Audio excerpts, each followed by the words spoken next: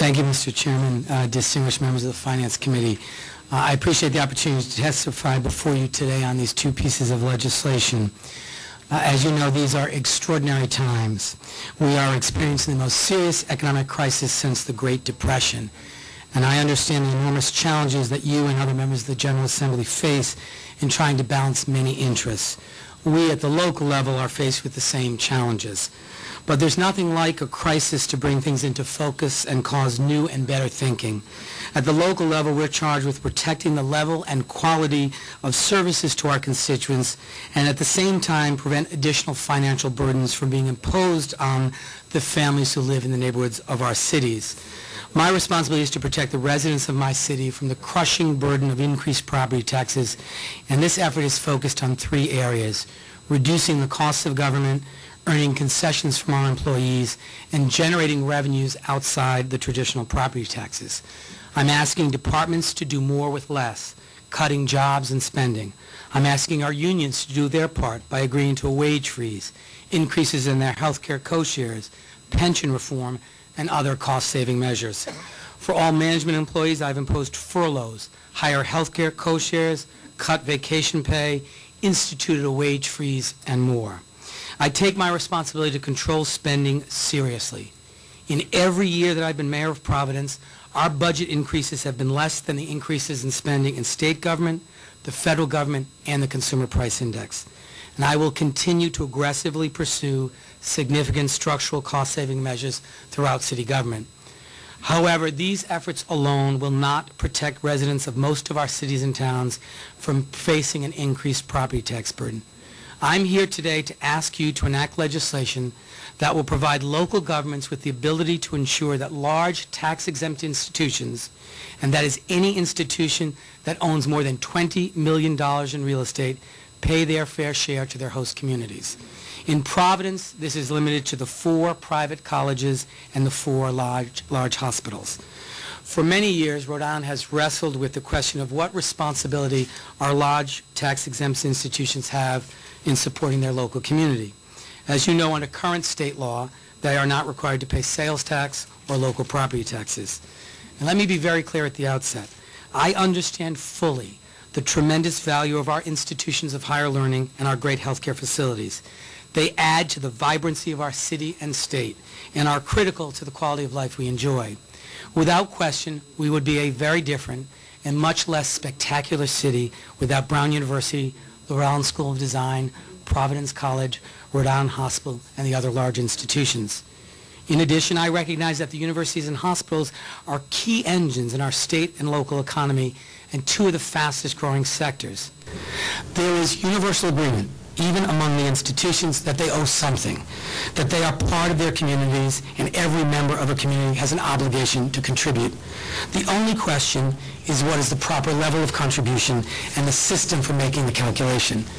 The unfairness of allowing large institutions to own an unlimited amount of real estate completely free from taxation, while families who live in our neighborhoods continue to bear the increasing costs of city services, is obvious. That is why over the years, as this issue has heated up, the state has stepped in to help balance the equation. This is what the pilot program was designed to address.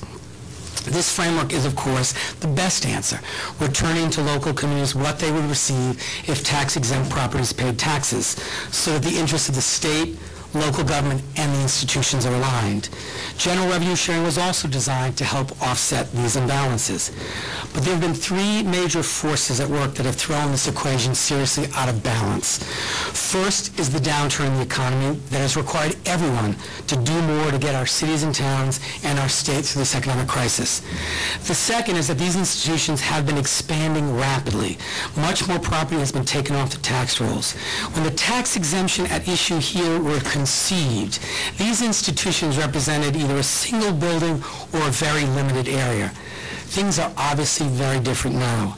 No one could have imagined that these large tax-exempt institutions would own $3.2 billion of real estate, which if taxed would generate $88.2 million for the city of Providence. The third thing that has changed is that the state budget is no longer able to fill the void.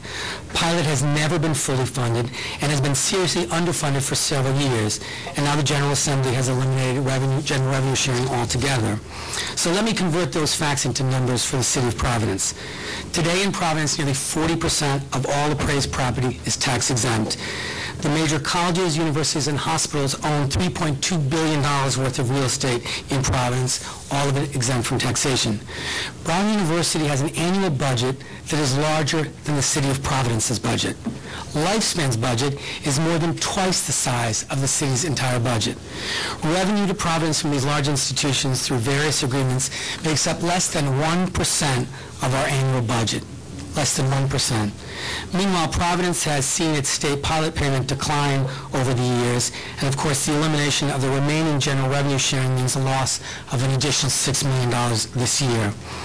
Who's hurt the most because of this scenario? The local property taxpayer. In Providence, the people who own just over 60% of the assessed value pay 100% of the property taxes. This is just wrong.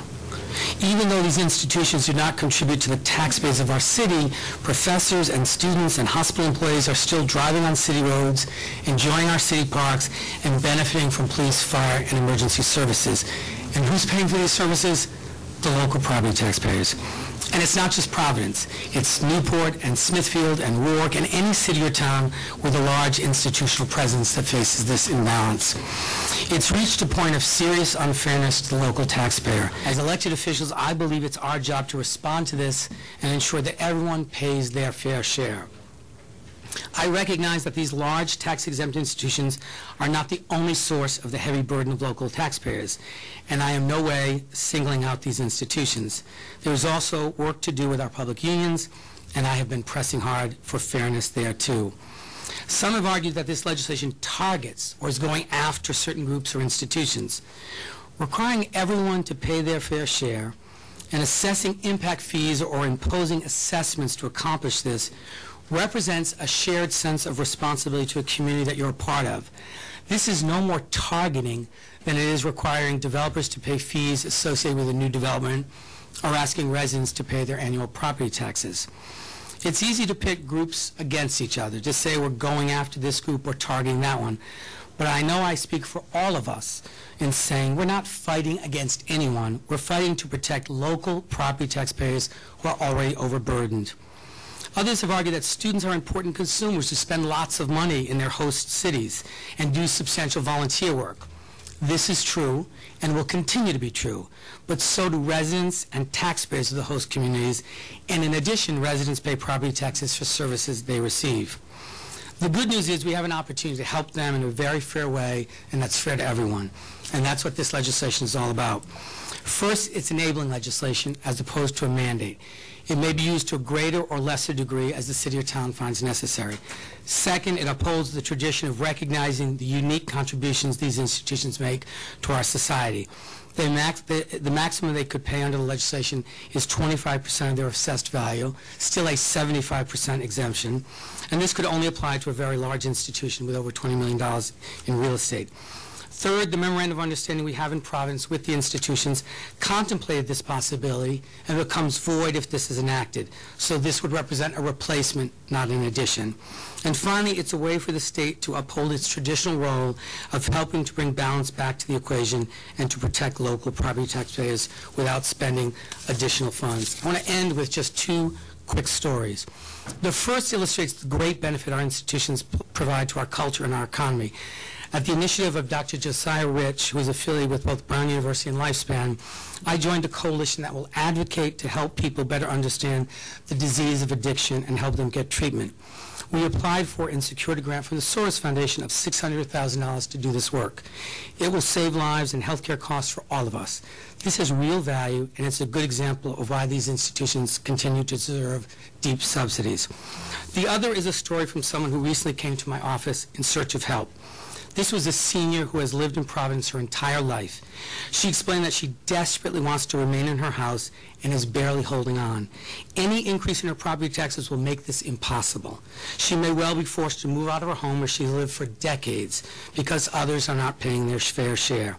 She and many others in the same situation, struggling to support themselves and their families, need and deserve your help. I believe that we have to do everything in our power to keep from adding to the burden of families who live in our neighborhoods. This fair share legislation is a critical step in that effort.